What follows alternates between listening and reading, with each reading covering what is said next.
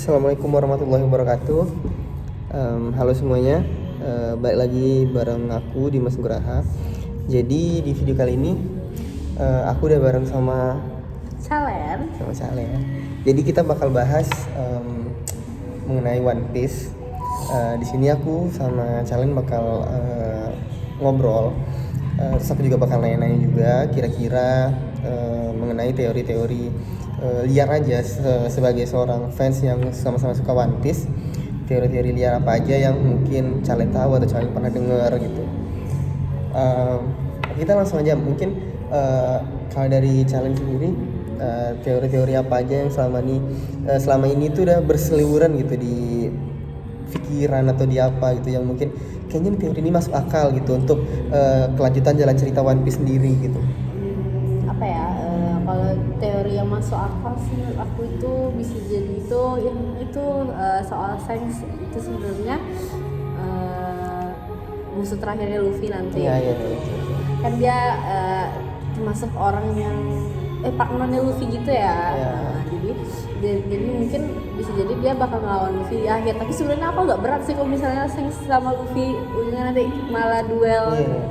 Tapi kan kalau misalnya memang nanti ujungnya Shanks-nya duelnya sama Luffy di penentuan siapa raja bajak lautnya gitu, itu lebih masuk akal gitu. Masa Shanks yang seorang Yonko gitu ya nggak ngincar One Piece, kan maksudnya tujuan dia cuma untuk sebagai Yonko doang, kan kurang aja gitu rasanya gitu loh.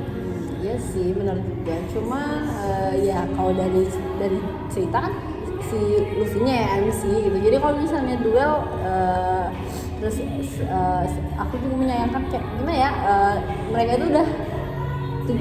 itu udah kayak satu pihak gitu, terus tiba-tiba aja harus jadi berlawanan, kan sayang aja gitu. Iya.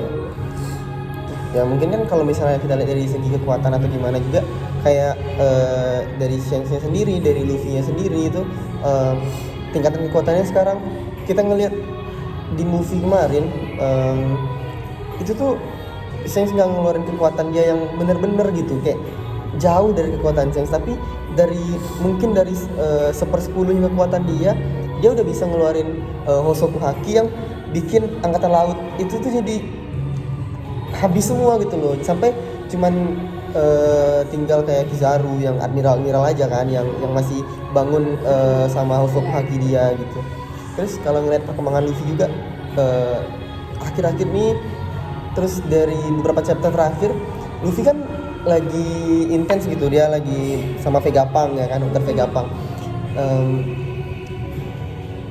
Untuk sampai ke Luffy ngelawan Shanks itu kayaknya mungkin memang masih lama, tapi kalau dilihat dari segi kekuatan setelah dia ngelawan Kaido, terus sekarang dia lagi diincar sama angkatan laut, terus kabarnya Kizaru juga datang ke situ, itu udah ngebuat chaos gitu, dan itu bisa meningkatin lagi gimana sih peningkatan kekuatan Luffy selanjutnya bakal kayak gimana gitu.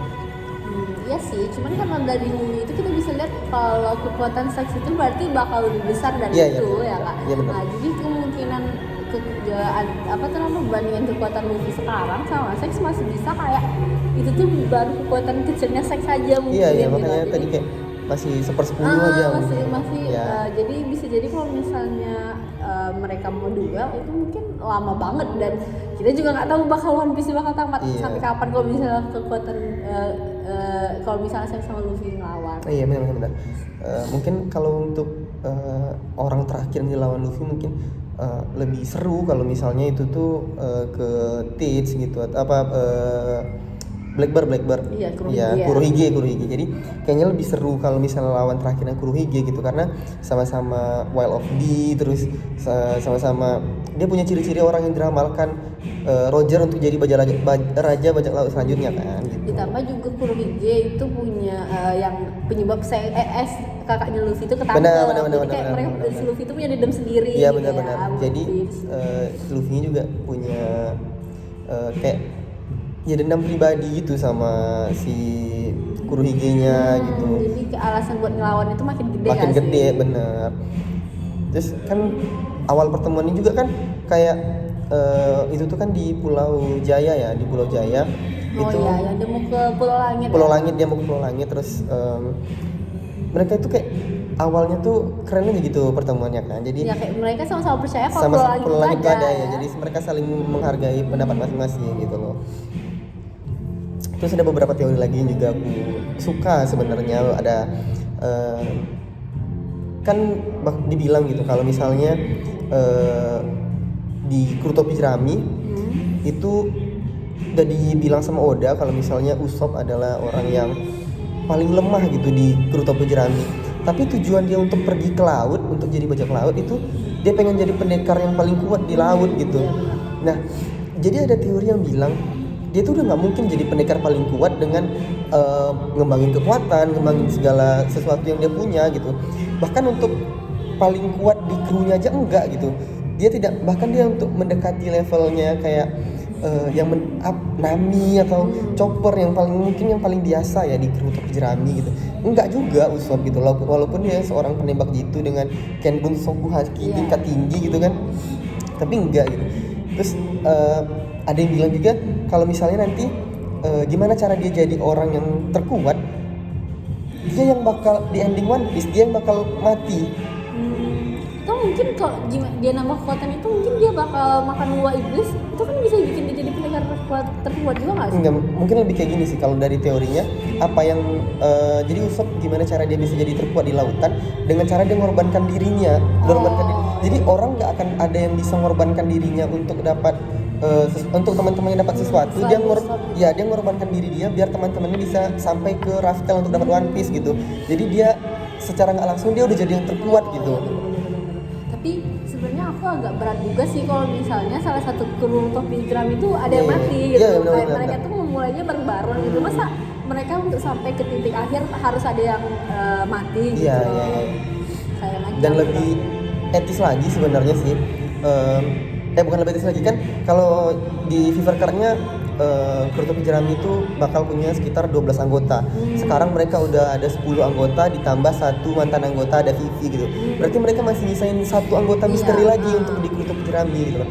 Jadi siapa satu anggota yang mungkin orang awam waktu masih di Wano mereka nembaknya bisa Carrot, bisa Yamato, mereka bisa nembak itu. Cuman Yamato udah nggak jadi ikut, Carrotnya juga nggak lanjut gitu.